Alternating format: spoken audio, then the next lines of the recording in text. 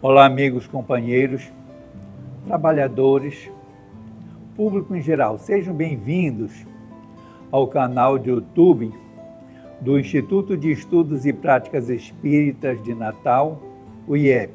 Em decorrência desse processo pandêmico pela qual nós estamos passando, muitas doenças, notadamente doenças da alma, doenças do coração, têm acontecido e têm atingido muitas das pessoas. Então, nosso objetivo com este canal é justamente chegar junto a todos aqueles que necessitam de uma presença ativa de trabalhadores, uma presença ativa de bons espíritos vibrando por todos nós que buscamos a cada dia melhorar mais e mais. Meu nome é Valdo, eu sou um trabalhador desta casa espírita.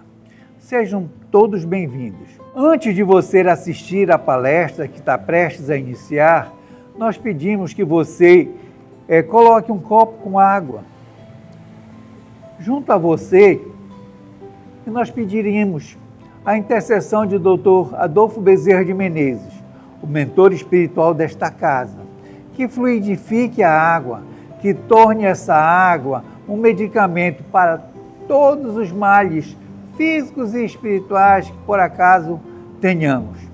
Faça isso e ao final da palestra, tome a água que você colocou para fluidificar. Certamente você será extremamente beneficiado. Muito obrigado. Olá, meus amigos, minhas amigas, meus irmãos, minhas irmãs. Obrigado pelo convite de hoje a gente falar sobre autoconhecimento.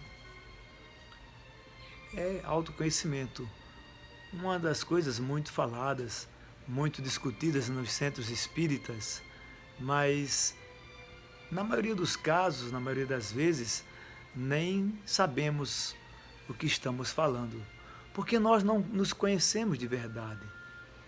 E nós falamos de autoconhecimento, de autotransformação. Mas quando eu falo de autoconhecimento, de autotransformação, eu preciso entender exatamente aquilo que eu estou falando, ou que eu estou tentando ensinar. Quando eu tenho um carro, uma moto, ao final de cada ano, eu tenho que fazer uma revisão, ou ao final de cada 6 meses, eu tenho que fazer uma pequena revisão. E aí eu sei, quando eu chego numa oficina autorizada, ou numa loja autorizada, ou numa oficina comum, eu sei as peças que devo trocar. O óleo, o filtro, a correia dentada, a água do radiador, seja ela itens quais forem. A concessionária recebe o carro, nos dá uma relação, troca e depois nos entrega as peças velhas e colocam peças novas. Mas e nós espíritas, nós sabemos de fato o que precisamos trocar, o que precisamos conhecer, o que precisamos transformar? Em alguns casos sim, sabemos, mas isso nos deixa um pouco incomodado. Sair da zona de conforto não é fácil. É muito mais tranquilo você continuar onde está, é muito mais tranquilo continuar fazendo o que você está fazendo, do que começar a seguir os ensinamentos, o que Kardec nos mostrou, que foram os ensinamentos do Cristo, e fazer. Primeiro, amar as pessoas. Segundo, fazer ao próximo o que você gostaria que fizessem a você. É a mesma coisa de você ter um carro onde você sabe o que vai acontecer, não é? Não, não é a mesma coisa. Porque o carro eu sei o que vou trocar e troco. E nós espíritas sabemos o que precisa ser trocado e não trocamos. Sabemos o que precisa ser modificado e na maioria das vezes não nos modificamos. Como não nos modificamos? Uma coisa muito simples. Autotransformação, autoconhecimento. É a afabilidade que Jesus nos ensinou. É a doçura que Jesus nos ensinou. Quando nós chegamos numa casa espírita, geralmente nós somos dóceis, afáveis, meigos, carinhosos. Mas nos outros lugares nós agimos da mesma forma, nós fazemos o mesmo, nós estamos o tempo todo fazendo fora do centro o que fazemos no centro espírita. É preciso que a gente comece a fazer o que ensina e ensinar o que fazemos. Mas, como dizia Agostinho, ou Santo Agostinho para muitos, algumas vezes nós nos irritamos até dentro do próprio centro quando alguém nos critica. Nos irritamos em casa, nas empresas, quando alguém nos critica. E não ficamos apenas chateados com a crítica, nós ficamos chateados com a pessoa, com o irmão, com aquela pessoa que disse alguma coisa que veio de encontro às nossas ideias. E principalmente quando estamos achando que temos a verdade absoluta. Nós simplesmente não gostamos e detestamos essa pessoa. Começamos a guardar um ranço e dizer assim, da próxima vez eu pego ela também. E fica esperando algum pequeno deslize para você ir à forra. Foi isso que Jesus nos ensinou. Foi isso que Jesus nos mostrou como modelo e guia. Quando na pergunta, se eu não me engano, 512, Kardec pergunta qual o espírito mais perfeito para que chegou aqui na Terra, e os espíritos respondem, vede Jesus. Modelo e guia. O que é modelo e o que é guia? Nós sabemos modelo, por exemplo, modelo é aquilo que a gente modela e segue, ou seja, nós temos cantores que são modelos para a gente decora as músicas, a gente usa o que eles usam, a gente usa o que eles dizem para que a gente use, eles fazem propaganda de cosméticos, de empresas telefônicas, em suma, de vários produtos, e a gente compra, consome, porque eles estão dizendo, eles são nossos ídolos, nossos modelos. E guia. O que é guia? Guia é tudo aquilo que nos dá um norte. O Waze é um guia, o catálogo 4 rodas é um guia, o Google Maps é um guia, porque ele diz o norte a seguir, ele diz o caminho. Jesus nos dava um caminho a seguir. Mas nós, quantas vezes seguimos os ensinamentos dele? Jesus é modelo e guia, mas nós falamos, mas não modelamos Jesus, nem nos guiamos nos seus ensinamentos, porque nós não fazemos o que ele fez, nem seguimos o que ele orientou para que nós seguíssemos. E nós espíritas já temos um conhecimento muito mais do que os outros, por esse motivo é que a quem mais dado, mais será cobrado. Se nos é dado mais, será cobrado mais. Nós todos estamos na mesma tempestade, como muitos falam, mas em barcos completamente diferentes. Quando nós encarnamos num momento aqui na Terra e ficamos na mesma situação, ou seja, na mesma tempestade, ou na mesma encarnação, mas em famílias diferentes, em situações diferentes, ou seja, nós estamos numa tempestade, mas em barcos diferentes. Alguns numa jangada, numa canoinha, outros nem canoa têm, eles estão sobrevivendo em cima de um toco, em cima de um tronco de madeira, em cima de um tronco de coqueiro. Outros em grandes barcos, em navios, em transatlânticos, mas lembrem-se do Titanic. Quanto mais nos é dado, mais será cobrado. O Titanic era um barco, uma embarcação, ou seja, um navio que se dizia totalmente impossível de afundar, de quebrar, de se danificar. No entanto, aconteceu o que nós sabemos. Ou seja, quanto mais é dado, mais será cobrado. Nós espíritas nos foi dado a capacidade do ensinamento, do entendimento, e que reencarnamos para o nosso crescimento. Reencarnamos para servir.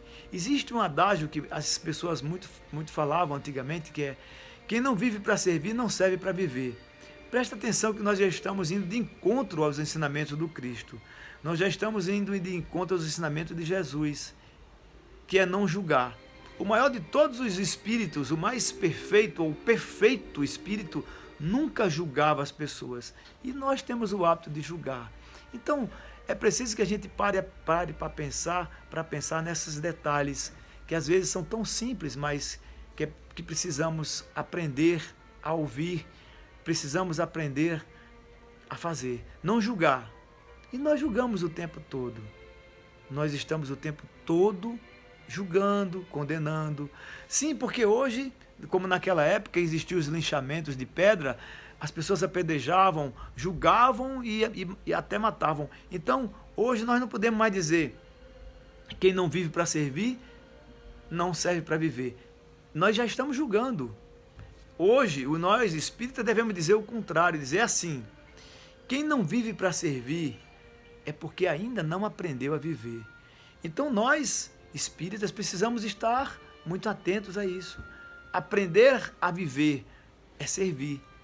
E quando eu sirvo a alguém. Não, eu sirvo a alguém, mas sirvo a mim mesmo. Quando eu sirvo a alguém, quando eu faço bem a alguém, é a mim que eu estou fazendo. Quer um exemplo bem claro disso? Olhe agora do lado da pessoa que está sentada, do seu lado. Olhe nos olhos dela. Ou se não está alguém, se não tem ninguém agora do seu lado, quando você é sentado ao lado de alguém e diga: fulano, olhe para mim, fulano, olhe para mim. E assim, a uma distância de 15 centímetros mais ou menos, fixe no olhar dela. Olhe dentro dos olhos dessa pessoa. Quem é que você está vendo? Quem é que você está percebendo nesse momento? Você. É você que está se vendo. Portanto, meu irmão, minha irmã, quando a gente julga alguém, estamos julgando a nós mesmos. Estamos julgando a pessoa que nós nem queremos, mas estamos fazendo. Não julgue. Hoje, o linchamento, o apedrejamento daquela época mudou. Hoje o linchamento é virtual. Nós recebemos uma mensagem nos nossos grupos e nós reencaminhamos, reenviamos, encaminhamos para outros grupos, para dezenas e centenas de pessoas, ou até milhares de pessoas. O que é isso? Linchamento virtual. Nós, 2020 anos depois, continuamos fazendo as mesmas coisas, não seguindo os ensinamentos. Apenas dizemos que seguimos, falamos que seguimos, mas será que seguimos? Por que continuamos fazendo isso? Foi isso que Jesus nos ensinou?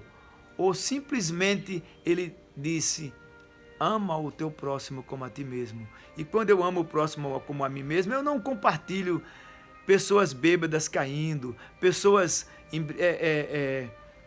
banguelas, pessoas não muito bonitas, pessoas que nasceram com um tipo de deficiência. As pessoas curtem muito isso, pessoas caindo e todo mundo rindo, pessoas tendo acontecendo um problema e as pessoas se deliciam com isso, quando não param para poder compartilhar uma situação difícil. Isso é um linchamento virtual. Nós não aprendemos ainda, 2020 anos depois, o ensinamento do Cristo, que é: não faça com o teu próximo aquilo que não queria que fizessem com você. Se eu não gostaria que fizessem isso comigo, por que eu faço com o próximo? É simples, talvez, mas a gente não consegue passar um dia sem fazer. E eu faço um desafio aqui a você agora, meu irmão, minha irmã. Daqui, nesse momento que nós estamos ouvindo e vendo essa reflexão, cronometre a partir de agora 2 horas, apenas isso, sem julgar. Mas é sem julgar de verdade. A televisão, quando você liga, você julga alguém. Julga a pessoa que tá muito feia a roupa dessa moça, esse cara tá muito brega com essa camisa. Olha só que coisa, ele está dizendo, o tempo todo a gente está julgando. Julgando e muitas vezes até condenando. E como seria melhor, mais tranquilo e mais feliz, se a gente vivesse com mais paz, com menos vontade de criticar, com menos vontade de apontar defeito nos outros, com mais vontade de servir, com mais vontade de nos autoconhecer. Como é que eu me autoconheço? Lá no início, quando eu falei do carro, é quando eu começo a entender e perceber os meus defeitos. Eu começo a entender e perceber o que eu preciso mudar. Santo Agostinho, como eu falei e não concluí, Santo Agostinho dizia: Eu gosto dos meus adversários, porque eles me ensinam a crescer, eles apontam meus defeitos. Meus amigos apenas elogiam e massageiam minhas costas. Lembre-se disso. Quando alguém lhe criticar, não fique com raiva. Pare e pense, reflita. Será que ele tem razão? Será que o que ele está dizendo, apontando em mim, não é verdade? Pense nisso. E não fique com raiva. Não guarde rancor. Simplesmente reflita. E se você depois enxergar aquilo que foi apontado, mude. É o carro que você leva para a oficina. Nós somos esse carro. Nós somos essa moto que identificamos um defeito que precisa ser trocado a peça. Identifique o defeito que tem em você. Identifique essa situação. Mude, transforme-se. Veja em Jesus o modelo e guia. Ele disse coisas tão simples. Seja amor. Francisco de Assis, quando rezava, ou a prece que a gente diz que é de Francisco de Assis, mas na verdade foi conhecida como a oração da paz, pela primeira vez descoberta, se eu não me engano, em 1912, mas deve ter sido por um espírito enviado por Francisco de Assis, uma psicografia maravilhosa. Ele diz assim: Senhor, fazei de mim um instrumento da tua paz, que onde houver trevas, que eu leve a luz, e onde houver ódio, que eu leve o amor. Que nós possamos refletir nas palavras de Santo Agostinho, ou de Agostinho, refletir nas palavras de Francisco de Assis, quando sempre pedia: Senhor, fazei de mim um instrumento da tua paz. Quando, por exemplo, Francisco de Assis, quando Jesus disse: vai, Francisco, e constrói minha igreja, a igreja não era o templo, as pedras, os concretos. Os espíritas muitas vezes adoram os centros espíritas grandes, porque tem grandes paredes, grandes concretos. Mas o centro espírita, a grandiosidade do centro espírita não é levar cesta básica, não é levar alimento só. A grandiosidade do centro espírita está em servir ao espírito. Servir ao espírito. Se os espíritas soubessem a grandiosidade de um centro espírita, tudo seria diferente. Palavra de Herculano Pires. É preciso que nós tenhamos a capacidade de enxergar aqui num centro espírita, como a palavra diz, centro espírita. Não é um supermercado, não é um restaurante, é um centro espírita, onde estamos ali para servir os irmãos encarnados e os irmãos desencarnados. Espero que essa reflexão tenha tocado seu coração.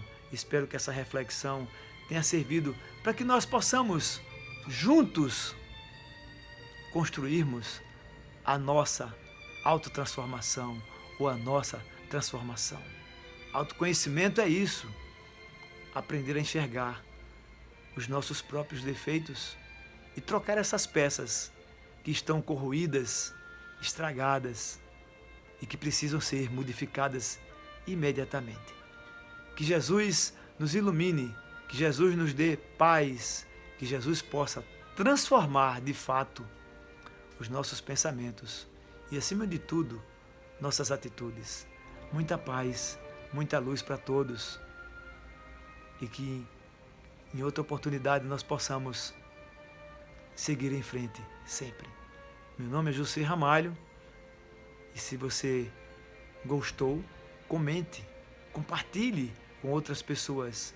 Quem sabe alguém esteja precisando de ouvir esta mensagem. Um grande abraço e até a próxima oportunidade. Se você gostou da nossa palestra, você pode se inscrever em nosso canal, ativar o sininho e se manifestar embaixo para que nós possamos saber o que nós podemos fazer para melhorar. O que você gostou, o que você acha que pode melhorar, para que possamos, a cada dia que passa, aperfeiçoar mais este instrumento de comunicação. Somos gratos.